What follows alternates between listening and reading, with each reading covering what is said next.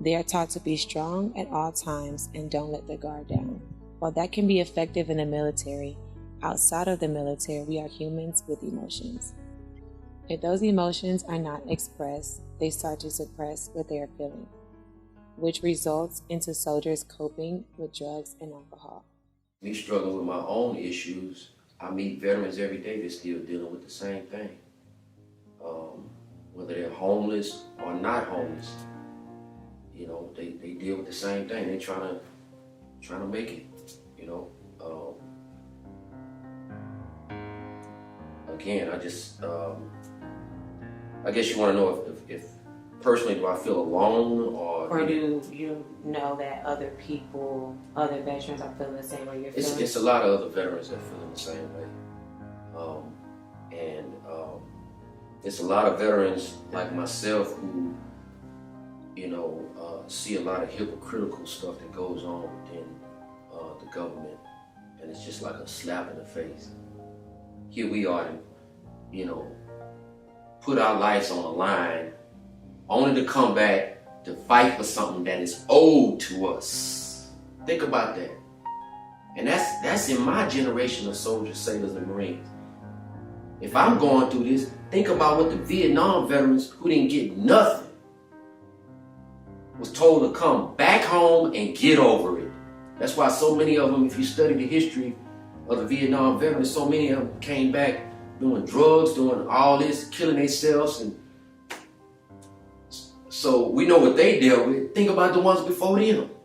So that's some of the hypocritical stuff that I see that, not that I just see, but other veterans. Like, damn, man, we did all this. Well, ain't nobody asked y'all to do that. Well, somebody got to do it. See, here in America, and I need to touch on this. So here in America, we are very arrogant. But you sure want to call the military when you're going through something. See, we don't, unlike in Iraq and Afghanistan, see, we don't know what it is to have a missile shot through our house. We don't know what it is to have a mortar round. Go look at what kind of damage a mortar will do. We don't know that. Even though, you know, America says, oh, that's the enemy, okay.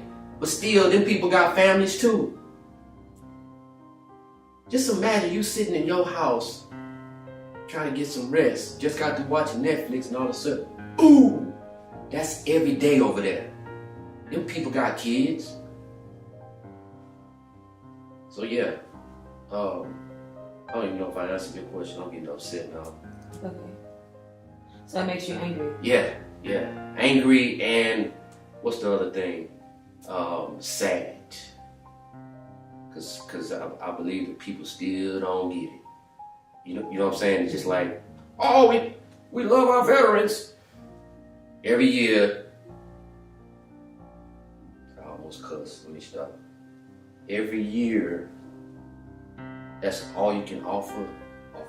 Some free food. We don't give a shit about, we don't give a damn about no food. Give us what you owe the veterans who actually served. Man, please. You got veterans who actually served. Not all veterans serve. That's another subject. So you feel like the veterans that served are the 1% that should be taken care of? Yes. You go to other countries, they take care of all their veterans. You know, they talk all that trash about, you know, other countries and their military. Russia, all these people that we supposed to be beefing with, they take care of all of their veterans and their families. You see what I'm saying? But America, oh, we love our veterans. Do you? Anybody can go to Louis and get something to eat for one day. And then the day after that, you back treating veterans like trash. And I'm not talking to all providers, but I'm talking to a good, good number of them. You know, I guess just to be more specific, when you hear veterans on TV, a lot of times talking about they have issues with the VA, they're not talking about the VA hospital. They're talking about the regional office. They're talking about the benefits piece of it. You know what I'm saying? Not the hospital, for the most part, you know, the care that we get is awesome. Got some of the best doctors, but when they say that, they're talking about getting screwed over as for their benefits of being a veteran. You know what I'm saying? And it's not everybody at the regional office, but it's a great group who do not care. You understand what I'm saying? Mm-hmm.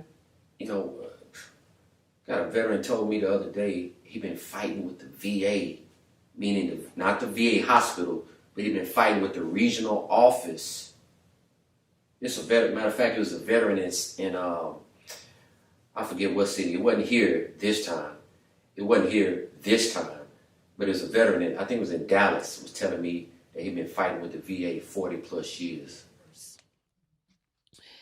I believe in life that, to my sister right here that said, the situation that we're in, it was meant to be for whatever we had to go through. And it's supposed to build your faith and your character in God and your trust.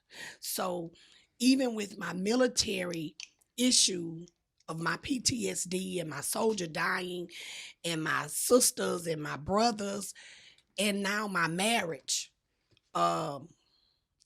it's crazy because I be wanting to take him out in his sleep because my mindset is just, I can only take so much, you know, mentally. So I pray. I go in the closet. I get on my knees. I be in the tub. I pray. I be in my car. Prayer works. Yeah, because when I ask God for peace and take somebody away, he take them away. Yes. He takes them away because I want peace. Where my house, my home is peaceful. Many soldiers have came home and started new lives with no issues. While that's great for them, we cannot also forget the ones that are homeless, have PTSD, have MST, or mental health issues. You know, now that you're overcoming, let's say you're overcoming your PTSD, you're overcoming the depression. Like me, I'm overcoming it. So I want to know, like, I know you said support group and having friends and you know, having those, keeping those positive aspects around you to keep you moving forward.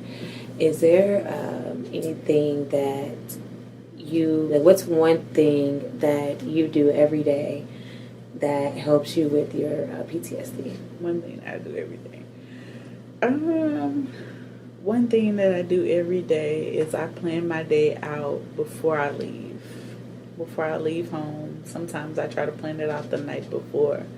So it just lessens the anxiety on, you know, what I need to do for that day. I have a plan. It keeps me focused. So I know I can just lay in the bed even if I'm feeling down. I can just lay in the bed because I have commitments that I have to fulfill. So that's the beginning of my day. And then another thing that I absolutely do is I do like a getting ready, an inspirational 30 minutes gospel session with just random artists that I really love, and that just motivates me for the rest of the day. And just, you know, it just keeps you going. Yes. So when those thoughts run through your mind, how do you get rid of those thoughts? For me, I pray. If you don't pray, maybe if you know you're having thoughts, you can think of, you know, some positive